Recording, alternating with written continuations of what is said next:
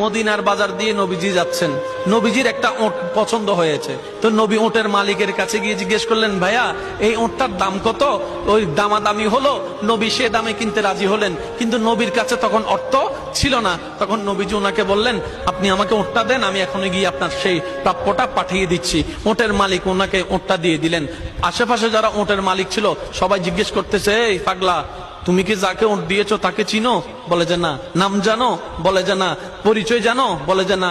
ঠিকানা জানো? না।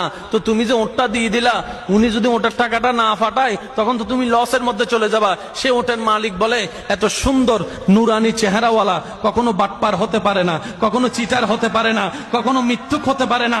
ওনার চেহারা দেখেই তো আমি ওট বিক্রি করার আগে মনটাই বিক্রি করে দিয়েছি, মনটাই বিক্রি করে দিয়েছি, মনটাই বিক্রি করে দিয়েছি। তোমরা যাই বলো, আমার মন বলে উনি আসবেই আসবে, টাকাটা পাঠাবেই পাঠাবে।